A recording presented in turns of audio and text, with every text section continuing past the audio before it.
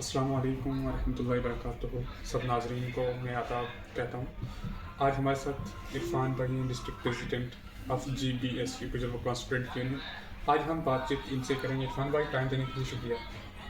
कोई बात नहीं। हम आज जो कि बहुत ट्रेंडिंग में मुद्दे हैं, बहुत ज़रूरी बातें और बहुत इंपॉर्टेंट जो ये एक तरह के मुद्दे हैं, इन पर बात करेंगे। सबसे पहले तो जैसे हमारी डेट शीट अभी रिसेंटली डेज में आई है, तो हमने अब 12th में अपीयर करके एग्ज़ाम दे के पास आउट करना है।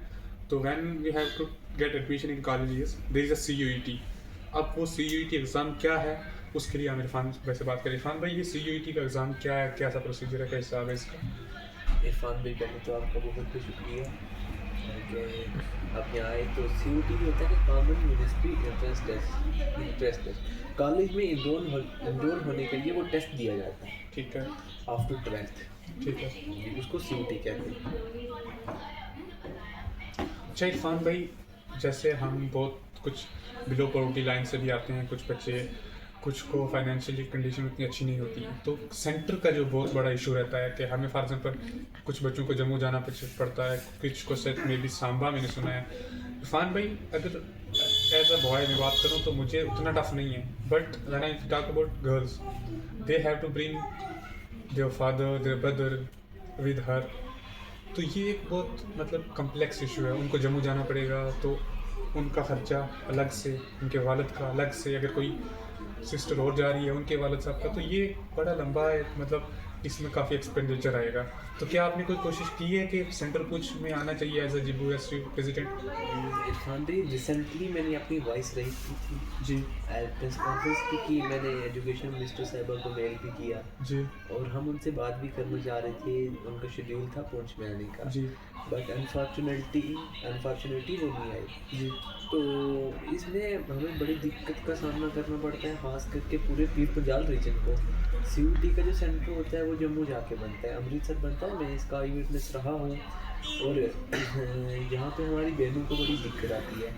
एज अ भाई तो हम सेंटर ढूंढ लेते हैं कहीं ना कहीं जाके, लेकिन बाइस को भी प्रॉब्लम आती है। जी तो गर्ल्स के साथ तो एक ही गैरेज उनका साथ में जाएगा, कोई फैमिली जाएगी, उनका अलग से खर्चा 2-3 दिन रहने का।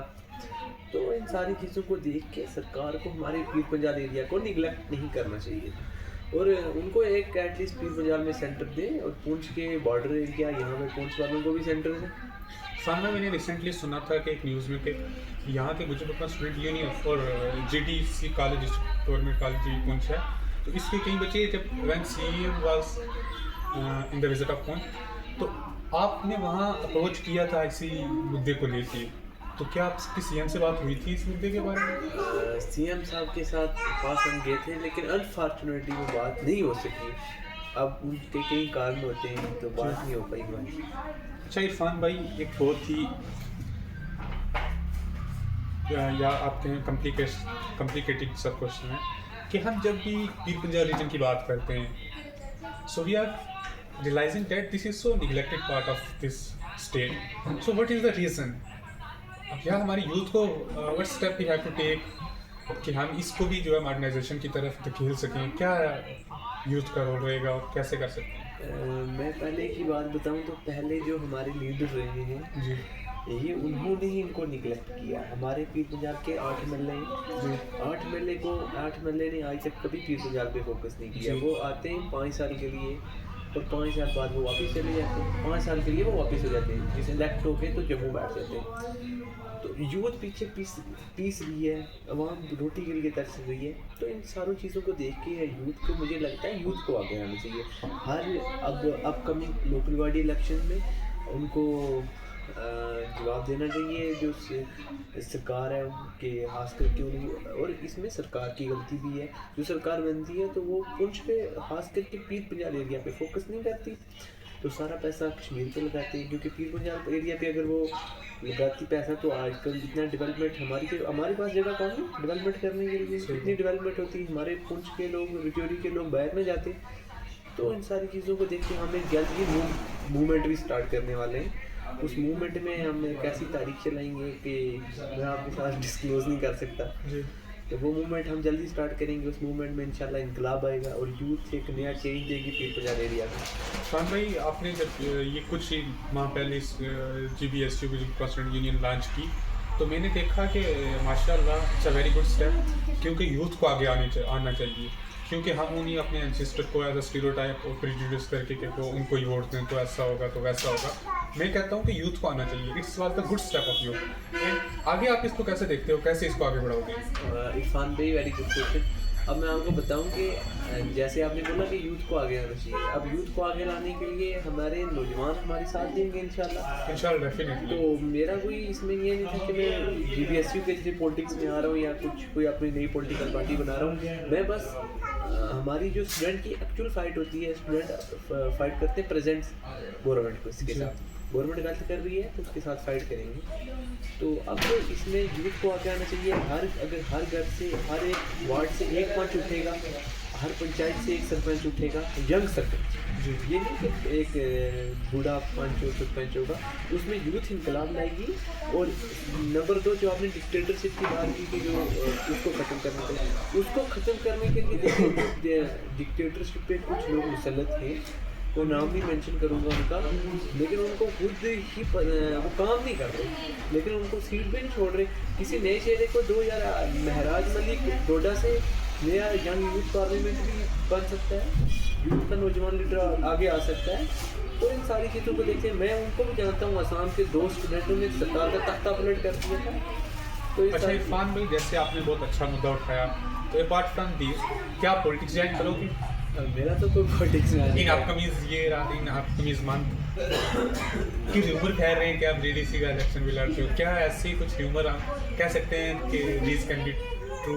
नहीं इरफान में मेरा तो भी कोई पॉलिटिक्स में इरादा नहीं है। मैं बस अपने यूथ के लिए काम करना चाहता हूँ, अपने लोगों के लिए काम करना चाहता हूँ। अगर अल्लाह ने मुझे उस मौका ही समझा, उस मौके पर पहुँचाए तो इंशाल्लाह नेक्स्ट देखेंगे। लेकिन हमारी जो फाइट है वो उन लोगों के खिलाफ है जो पिछले 70 वर्ष से इक़्तिदार में, लेकिन काम कुछ नहीं किया। इरफान भाई, जैसे आपने पहले बहुत वेरी इंपॉर्टेंट टॉपिक बोलते हो कि डायनेस्टिक रूल, आप इस जेंड के रीजन में स्पेशली बात करें, ग्रैंड फादर आ गया, उसके बाद आ गया उसका बेटा आ गया, and son and so on चलता है। इट्स अ वेरी बैड कि कोई हाईली इंटेलेक्चुअल काम करने वाला और एक अच्छे से अफेक्शन के साथ लोगों के साथ काम करना, उनकी बात सुनना, यूथ के मसले हल करना, ऐसा बहुत कम होता है। और जो इंटेलेक्चुअल आना चाहता है उसको बाय द वे किसी तरह भी सप्रेस कर दिया जाता है। इरफान भाई, इन चीज़ों को फॉर एग्जाम्पल हम ओवरकम कैसे कर सकते हैं? ओवरकम करने के लिए नौजवानों को ही आगे आना पड़ेगा, ताकि जो डायनेस्टिक रूल है वो ख़त्म किया जाए। अब डायनेस्टिक रूल एक मैं अकेला नहीं ख़त्म कर पाऊँगा, तो उसके लिए एक पूरी यूथ का योगदान होना चाहिए, ताकि वो लोग उन लोगों की डिक्टेटरशिप ख़त्म कर किए जा सकें जो एटलीस्ट प्रेजेंट भी हैं। और मतलब मेरा कहने का मतलब कि वो सरकार में भी हैं। डिक्टेटरशिप की बात भी ठीक है, मैं आपको बताऊं कि वो इसमें डायनेस्टिक रूल चलाने के बावजूद भी काम नहीं कर रहे। हमें काम चाहिए। अगर वो इस टाइम अवेलेबल है, वो काम करें यूथ के। हमारी बदकिस्मती है, हमारे पास एक स्पोर्ट्स स्टेडियम इंडोर बड़ा नहीं है जिसमें रजौरी पुंछ के बच्चे मैच खेल सकते हैं। यहाँ से हमें स्टेट लेवल खेलने के लिए जम्मू जाना पड़ता है, कश्मीर जाना पड़ता है। हमारे पास यूनिवर्सिटी नहीं है बड़ी। सबसे यहाँ पे मैं आपको बताऊँ कि पिछले 70 साल से गवर्नमेंट रही है, एक यूनिवर्सिटी हमें बता दो। रजौरी में यूनिवर्सिटी है, कश्मीर में, जम्मू में, पुंछ में क्यों नहीं है? ये पैसा कहाँ निकालते थे? लेकिन जो भी रहा है आज तक इक़्तिदार में, वो डिक्टेटरशिप की बोलते रहा, और डिक्टेटरशिप वो पैसे सारा हड़पते रहे, अपने पास अपने घर पे लगाते रहे। आवाम पिछल रही कुचल रही है, उनका पता नहीं आवाम का। तो इस डिक्टेटरशिप को ख़त्म करने के लिए, इन लोगों से अपना हक निकालने के लिए यूथ को आगे आना है, पढ़े लिखे नौजवानों को आगे आना है, और इंशाल्लाह पीर पंजाल की यूथ आगे आएगी। हम जल्द ही एक मूवमेंट स्टार्ट करेंगे, उस मूवमेंट में जवाब देंगे इनको कि नहीं तख्ता पलट ऐसे। बहुत शुक्रिया इरफान भाई आपका टाइम देने के लिए। देखें, बहुत खुशी होती है जब ऐसे नौजवान आगे आते हैं और हम सब भी इनका योगदान करते हैं, क्योंकि अगर हम देखते हैं कि कुछ दिन पहले हॉस्पिटल में कुछ ब्लैंकेट्स की ज़रूरत पड़ी, वो भी दिए, कहीं ब्लड की ज़रूरत होती है तो वो भी दिया। Thank you very much.